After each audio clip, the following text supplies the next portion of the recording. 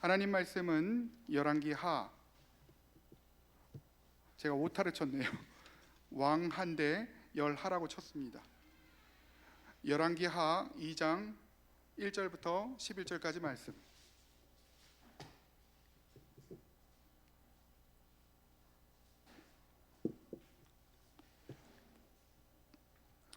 열왕기하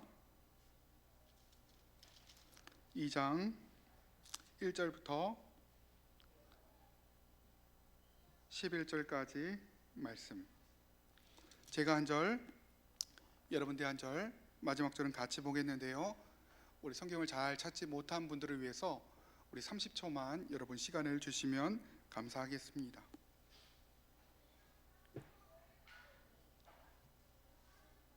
참 교회는 그런 것 같아요. 연약한 지체들을 기다려주는 곳이 교회인 것 같습니다. 여러분 함께 이 시간 하나님의 말씀을 우리가 받들어 읽을 때 이 목사의 설교보다도 이 말씀 원액, 살아계신 하나님의 음성을 듣는 저와 여러분이 되시기를 주님의 이름으로 축원합니다. 제가 먼저 읽겠습니다. 여호와께서 회오리 바람으로 엘리야를 하늘로 올리고자 하실 때에 엘리야가 엘리사와 더불어 길갈에서 나가더니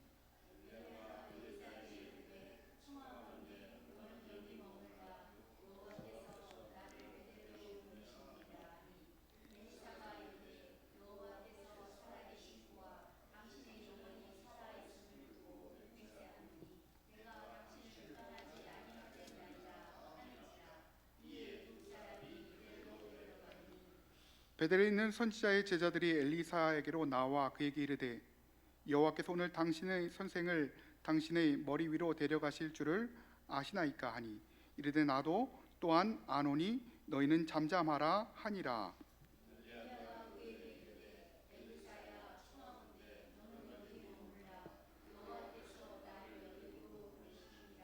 엘리사가 이르되 여호와께서 살아계심과 당신의 영혼이 살아있음을 두고 맹세하노니 그들이 여리고에 있는 선지자의 제자들이 엘리사에게 나와 이르되 여호와께서 오늘 당신의 선생을 당신의 머리 위로 데려가실 줄을 아시나이까 하니 엘리사가 이르되 나도 아노니 너희는 잠잠하라. 엘리야가 또 엘리사에게 이르되 청하건대 너는 여기 머물라. 여호와께서 나를 요단으로 보내시니라 하니 그가 이르되 여호와께서 살아계심과 당신의 영혼이 살아있음을 두고 맹세하노니 내가 당신을 떠나지 아니하겠나이다 하는지를. 이에 두 사람이 선지자의 제자 50명이 가서 멀리 서서 바라보매 그 두 사람이 요단가에 서 있더니 엘리야가 겉옷을 가지고 말아 물을 치매 물이 이리저리로 갈라지고 두 사람이 마른 땅 위로 건너매 엘리야가 엘리사에게 이르되 나를 내게서 데려감을 당하기 전에 내가 내게 어떻게 할지를 구하라. 엘리사가 이르되 당신의 성령이 하시는 역사가 갑절이나 내게 있게 하소서 하는지라.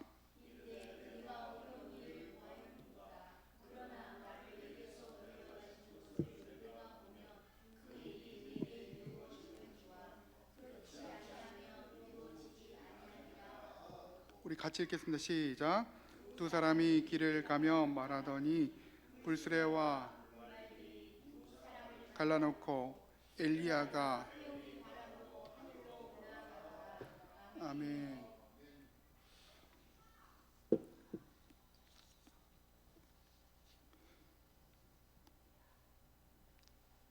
요즘 저희 딸이 좀 어려운 책들을 좀 읽는 것 같아요. 제가 우리 딸이 읽는 책들을 보고 제가 그 책을 읽는 경우도 많이 있습니다. 얼마 전 저희 딸이 읽고 있던 그 만화로 된 기독교 고전이 있습니다. 굉장히 유명한 고전이죠. 말로만 들었었는데 저희 딸이 그 책을 읽고 있었습니다. 여러분 한 번쯤은 들어보셨을 거예요. 이 책의 이름은 바로 쿼바디스라는 책입니다. 여러분 이 쿼바디스라는 말의 뜻은 어디로 가십니까? 어디로 가십니까? 라는 뜻입니다. 즉 이러한 혼란의 시대에 주님 어디로 가십니까? 이런 어려움의 시대에 주님 어디로 가십니까? 라는 의미를 담고 있습니다. 여러분, 이 책의 내용을 잠시 제가 정리해드리면요, 이 책은 그 시대의 폭군 로마의 네로 황제가 등장합니다. 그가 방탕하고 퇴폐적인 생활을 하면서 기독교에 대한 무자비한 탄압을 하는 과정을 그리고 있습니다. 이 책의 주인공으로 로마의 젊은 호민관, 평민의 대표죠, 비니키우스가 나오는데, 그는 어느 날 리기국의 공주를 만나게 됩니다. 근데 이 공주가 어린 시절 로마의 인질로 잡혀와 있는 공주였다는 거죠. 근데 한눈에 반해버렸다는 것, 사랑에 빠져버립니다. 그는 리기아를 사랑하기에 몇 번이나 위기 가운데 있는 리기아를 구해내려 합니다. 그는 이 과정을 통해서 자연스럽게 그리스도인들을 만나게 되고, 그들이 추구하는 최고의 가치, 이것이 바로 그리스도의 사랑이다, 용서다라는 것들을 깨닫게 되었던 거죠. 그는 또한 초대교회의 지도자였던 베드로나 바울과 같은 사도들과 접촉하게 됩니다.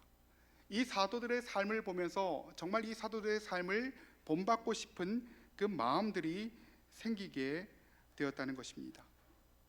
그리고 결국 회심하게 되고 침례를 받게 됩니다. 그러다 어느 날 이 로마의 황제가 자작극을 벌이죠. 이 로마에다가 화재를 스스로 일으키게 됩니다. 화가 난 군중들은 이 황제의 궁으로 막 달려오기 시작합니다. 네로 황제는 그들을 달래기 위해서 그리스도인들에게 죄를 덮어 씌웠다는 것입니다. 그 죄의 대가는 가혹하죠. 그 죄의 대가로 그리스도인들을 로마의 원형 경기장 안에 가다 놓고 사자의 밥이 되게 했다는 것입니다. 이때 리기아도 기독교인이었기 때문에 함께 처형을 당할 위기 가운데 처하게 됩니다. 그런데 그때 용감하게도 한 사람이 나타나서 리기아를 구하게 되는데, 그것이 바로 호민관 비니키우스였다는 것입니다. 그리고 둘은 살아나게 되죠. 여러분, 이 책의 마지막에서 베드로 사도는 하늘을 바라봅니다. 베드로와 위기 가운데 내가 로마를 떠나야 될까, 안전한 곳으로 가야 될까, 그 위기 가운데 하늘을 바라보던 중 그리스도의 임재를 느끼게 되었다는 것입니다. 이미 못 박히신 주님이 어린 양들을 위해 또다시 십자가에 못 박히려고 로마로 향하는 그 주님의 모습을 보게 되었다는 거죠. 이미 십자가에 못 박혀 있는데 이 어린 양들을 위하여서 다시금 로마로 향하고 있는 그 환상을 보게 되었다는 것입니다. 이 로마를 떠나려던 베드로는 그 자리에 주저앉고 감격하게 되죠. 내가 잘못된 생각을 가지고 있었구나. 나는 주님을 따라가지 않고 있었구나. 나는 교회의 지도자이지만 하나님을 진정으로 따라가지 않고 있었구나. 그러면서 마지막으로 이 말을 외칩니다. 쿼바디스 도미네. 주님, 어디로 가십니까? 주님이 가시는 곳에 내가 있기 원합니다. 주님의 마음이 있는 곳에 내 마음이 있기 원합니다. 그러면서 로마를 끝까지 떠나지 않고 로마에서 주의 복음을 전한 그 이야기가 코바디스 가운데 기록이 되어져 있다는 것입니다. 여러분, 신구약을 오가고 있죠. 오늘 본문은 구약입니다. 오늘 본문 말씀의 배경이 되는 이 시대는 하나님을 떠나 자기 마음대로 살아가던 시대였습니다. 내 마음대로, 내 원대로 살아가던 시대. 여러분, 이 시대의 왕들은 하나님을 버리고 백성의 마음을 얻기 위해서 산당을 짓습니다. 우상을 숭배하였던 것입니다. 살아있는 사람을 태워서 인신제사를 드리기도 했으며 성전 안에는 각종 우상이 흥행하였던 그런 시대였다는 것입니다. 하지만 죄가 많은 곳에 항상 은혜가 더한다고 하죠. 죄가 많은 곳에 은혜가 더한다고 합니다. 여러분, 이 시대에는 엘리야를 비롯한 엘리사라는 정말 위대한 하나님의 종이 있었던 그런 시대였습니다. 하나님의 이름으로 하나님의 선지자들이 강력하게 사역했던 그 시대. 이때 당시에 아모스와 호세아는 북이스라엘에서, 그리고 요나는 니느웨에서, 남쪽에는 이사야와 예레미야 같은 정말로 우리가 들어볼 만한 그런 인물들이 사역했던 그 현장이었습니다. 하나님이 그 땅을 사랑하신 거죠. 하나님이 그 땅을 포기하지 아니하셨던 것입니다. 여러분, 특히 오늘 본문은 하나님의 사람 엘리야의 뒤를 잇는 엘리사의 이야기가 등장하고 있습니다. 여러분, 엘리야는 위대한 하나님의 종이었습니다. 누가 봐도 위대한 하나님의 종이었죠. 그는 멋있게 하나님의 이름과 주의 영광을 위하여 살아간 하나님의 사람이었습니다. 하나님의 이름으로 백성을 치유하던 사람이었습니다. 그는 그리 시냇가에서 그 누구의 도움도 받지 아니하고 오직 하나님의 공급하심으로만 3년 6개월을 견뎌냈던 사람입니다. 오직 기도와 말씀 가운데 철저하게 하나님 앞에 낮아지며 준비했던 그런 사람이었다는 것입니다. 여러분, 또한 우리는 갈멜산의 사건을 잊을 수 없습니다. 여러분, 바알 선지자 450명, 아세라 선지자 400명의 대결을 우리는 기억하고 있습니다. 많은 숫자의 이방 선지자들이 그를 위협하죠. 칼과 창으로 그들의 몸을 자해하면서 큰 소리를 지르면서 그들을 위협하고 있습니다. 그러나 엘리야는 끝까지 그 상황 가운데 굴하지 않고 하나님을 바라봤던 사람이었다는 것입니다. 그는 큰 위협 가운데서 담대하게 간구함으로 주의 불을 내리게 했던 주의 불의 사람이었다는 것입니다. 여러분, 엘리야는 어떤 상황 가운데서도 하나님의 능력을 의심하지 않았습니다. 작은 구름이 보이는 거예요. 저기 멀리 작은 구름이 보입니다. 그 가운데서 작은 구름이 일어났을 때 그는 이렇게 외치죠. 아합에게 외칩니다. 큰 빗소리가 들립니다. 정말 놀라운 믿음이죠. 많은 사람들은 빗소리를 듣지 못할 때 엘리야는 큰 빗소리를 들었던 사람이라는 것입니다. 여러분, 그는 능력의 종이었습니다. 하나님의 사람이었습니다. 그런데 그가 이제 하나님 앞에 간다고 하는 것입니다. 내가 의지하던, 내가 바라보던 그 사람이 나를 떠난다고 했을 때 얼마나 많은 상실감이 느껴지겠습니까? 자신의 모든 사명을 다하고 이제 하나님 곁으로 요단을 건너야 하는 이 엘리야에게 오늘 엘리사는 함께하는 모습을 보여주고 있는 것입니다. 여러분, 오늘 엘리야를 통한 하나님의 사역이 어떻게 엘리사에게 전해졌는지 우리가 함께 이야기를 나눠보기 원합니다. 또한 그리고 우리는 어떤 길을 걸어가야 되는 것인가? 어떤 길 가운데 우리가 있어야만 하는 것인가? 하나님께 쓰임받던 그 엘리사의 모습을 통해서 오늘 하나님이 우리 가운데 어떤 말씀을 하시는가? 이 말씀은 성경 이야기가 아니라 하나님이 우리 가운데 뭐라고 말씀하시는지 우리가 이 사순절 기간에 하나님께 집중하는 시간이 되었으면 좋겠습니다. 오늘 2장 2절 말씀을 같이 한번 읽어보도록 하겠습니다. 우리 2장 2절 같이 한번 읽습니다. 시작. 엘리야가 엘리사에게 이르되 청하건대 너는 여기. 엘리사가 이르되 여호와께서 살아계심과 당신의 영혼이 살아있음을 내가 당신을 떠나지 아니하겠나이다 한지라. 이에 두 사람이 베델로 내려가서, 오늘 2장 2절을 보니까 엘리야가 엘리사를 부르고 있죠.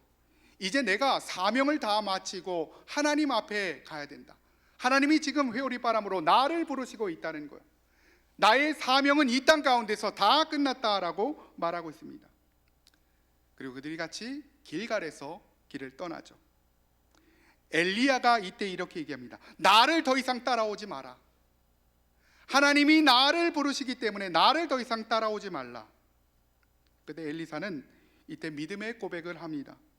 내가 여호와의 사심과 당신의 혼의 삶을 두고 맹세하노니, 이전 버전이죠. 당신의 영혼이 살아있음을 두고 맹세하노니 나는 당신을 떠나지 아니하겠습니다. 세상의 많은 사람들이 하나님을 떠날 때에도, 당신을 떠날 때에도 나는 끝까지 이 길을 지켜내겠습니다. 그리고 그들은 함께 길을 가게 되었던 것입니다. 길갈에서 베델까지 가는 모습을 보이고 있죠. 여러분, 엘리야는 다시 베델에서 이렇게 얘기합니다. 이 정도로 족하다. 이제 하나님이 나를 인도하는 그 공간 가운데로 내가 나아갈 것이기 때문에 더 이상 나를 따라오지 마라 라고 그렇게 얘기하는 거죠. 엘리사가 이렇게 얘기합니다. 아닙니다. 나는 끝까지 당신을 따라가겠습니다 라고 얘기하죠. 여러분, 성경을 보시면요, 베델에 살던 하나님의 종 선지자의 생도들이 말립니다. 더 이상 선생님을 괴롭히지 말고 마지막 가시는 길을 편하게 보내드려라, 이렇게 권면합니다. 그때 엘리사가 확신을 가지고 이렇게 얘기합니다. 잠잠하라, 잠잠하라 라고 얘기했던 거죠.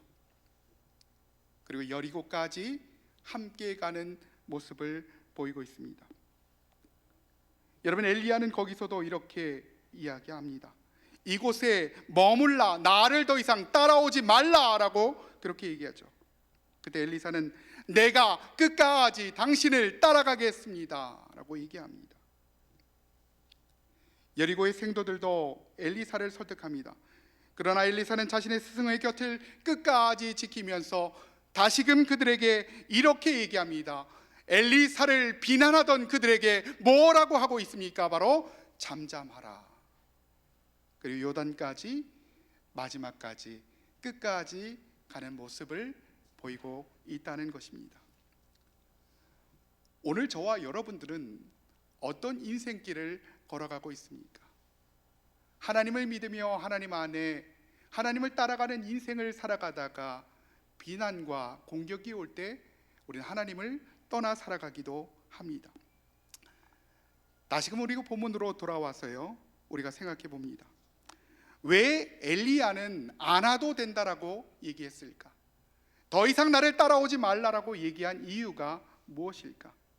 그리고 또 엘리사는 왜 끝까지, 굳이 끝까지 따라갔을까라는 질문을 해봅니다. 마치 엘리야가 엘리사를 시험하는 듯한 모습을 우리는 보게 된다는 것입니다. 마치 예수님께서 예수님의 제자들을 테스트한 것과 같은 모습을 우리가 보게 된다는 거죠. 그런데 엘리사는 끝까지 따라가는 모습을 보였다는 것입니다. 처음 모습을 가지고, 처음 선생님을 사랑했던 그 모습을 가지고, 하나님을 사랑했던 그 모습을 가지고 끝까지 따라가는 모습을 보이고 있다는 것입니다. 여러분, 요즘 일타 스캔들이라는 굉장히 유명한 드라마가 있습니다. 저는 안 봅니다. 안 보는데 우리 집에서 보는 것 같아요. 이 일타 스캔들이라는 드라마로 제2의 전성시대를 열어가는 배우가 한 명 있습니다. 바로 전도연이라는 배우입니다. 여러분, 제가 약 25년 전에 군대에 있을 때 이 전도연이라는 배우가 최고의 인기를 누리고 있었습니다. 하루는 훈련소에서 주말에 종교 행사를 하는데 기독교인 저는 교회를 가기 위해서 준비를 하고 있었다는 것이죠. 그런데 20년간 살면서 한 번도 흔들림이 없던 제가, 다른 신을 섬겨본 적이 없던 제가 흔들리기 시작합니다. 제 귀에 어떤 소문이 들렸냐면은 천주교에서 전도연이 나오는 영화를 상영한다는 것이었습니다. 저는 순간 많은 고민을 하죠. 내가 신앙을 지켜야 되는가, 아니면 전도연을 따라가야 되는 것인가? 많은 고민합니다.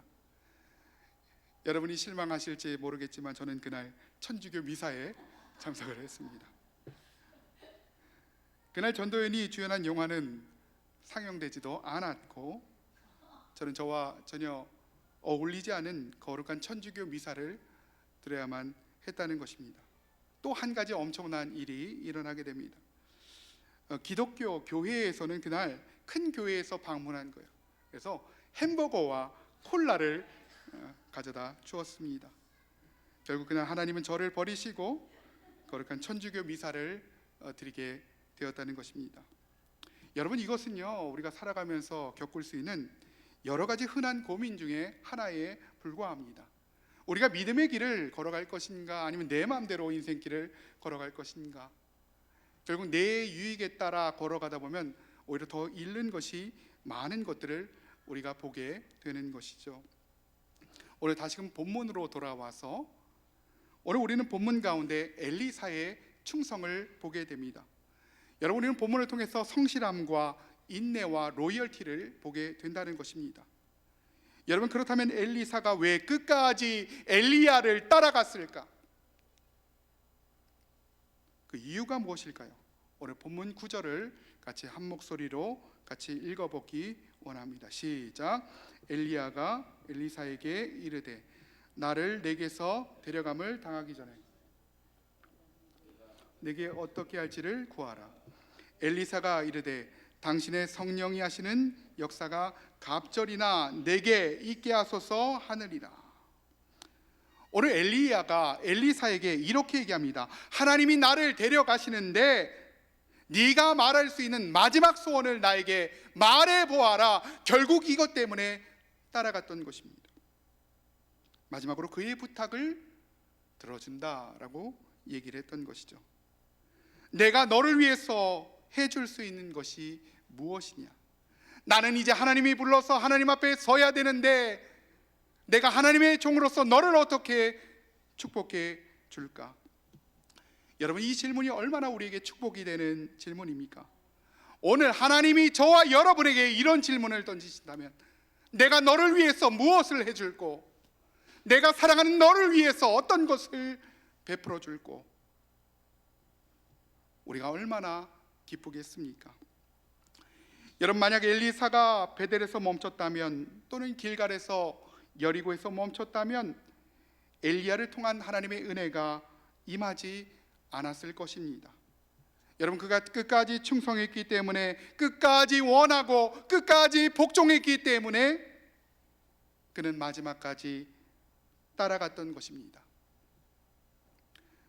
저는 오늘 이 모습을 보면서 엘리사 가운데 하나님의 능력을 향한 거룩한 간절함을 보게 됩니다. 하나님의 능력, 스승의 삶을 보면서, 엘리야의 삶을 보면서 그는 결심했던 것입니다. 엘리야와 같이 나도 하나님의 능력이 종이 되어 세상을 이기며 하나님의 능력으로 살아가겠다. 그 정말 배고픔이, 소원함이, 애타는 바람이 그 마음 가운데 있었다는 것입니다. 성경은요, 이것을 가르쳐 거룩한 욕심이다 이야기합니다. 오늘 저와 여러분 가운데 이 거룩한 욕심이 있기 원합니다. 내가 내 배를 불리기 위해서 살아가는 것이 아니라 하나님의 나라를 위해서 내가 살아가겠습니다. 하나님의 나라를 위해서 주님 가신 그 길을 나도 따라가겠습니다. 주님 어디로 가십니까? 주님이 가신 그 길이 비록 고난의 길일지언정 나는 그 길을 걸어가겠습니다. 이 거룩한 열망을 가지고 살아가는 저와 여러분이 되었으면 좋겠습니다. 오늘 엘리사가 원했던, 바랬던 그 욕심의 결정체는 무엇입니까? 오늘 성경을 보니까요, 갑절의 역사다라고 얘기하고 있습니다. 이 갑절의 역사가 무엇입니까? 내가 하나님의 뜻을 잘 따라가기 위해서 갑절의 역사가 필요합니다. 그래서 길갈에서 베델까지, 베델에서 여리고까지, 요단까지 사람들이 수군거리고 비방할 때에도 그는 끝까지 따라갔던 것이었습니다. 그런데 여러분, 오늘 갑절의 역사를 한번 묵상해 보기 원합니다. 여러분, 구약 성경을 보면요, 이 갑절의 역사가 나오죠. 갑절의 역사는 누구에게 줍니까? 바로 장자들에게 주는 것입니다. 그만큼 많은 책임이 따른다는 거예요. 하나님이 우리에게 능력을 주셨다면, 하나님이 우리에게 물질을 주셨다면, 하나님이 우리에게 좋은 인간관계를 주셨다면, 하나님이 나에게 사람을 붙여주셨다면, 하나님이 나에게 직장을 주셨다면, 사업장을 주셨다면 그 책임이 반드시 뒤따르게 된다 라는 것들을 성경을 이야기하고 있는 것입니다. 우리 앞에 놀라운 도전들이 있죠. 그 길을 따라서 나에게 갑절의 능력과 갑절의 은혜가 필요한 이유는 내가 그 사명을 잘 감당하기 위해서라는 것입니다. 오늘 우리는 엘리사를 통해서 두 가지 신앙의 교훈들을 우리가 간단하게 찍어보기 원합니다. 첫 번째로, 우리는 자신의 부족함을 깨닫고 하나님의 도우심을 구해야 된다는 것입니다. 나의 부족함을 깨닫고 하나님의 도우심을 구해야 된다는 것입니다. 여러분, 오늘 본문 9절을 같이 한번 읽겠습니다. 시작. 건너매 엘리야가 엘리사에게 이르되 나를 내게서 데려감을 당하기 전에 내가 내게 어떻게 할지를 골라. 엘리사가 이르되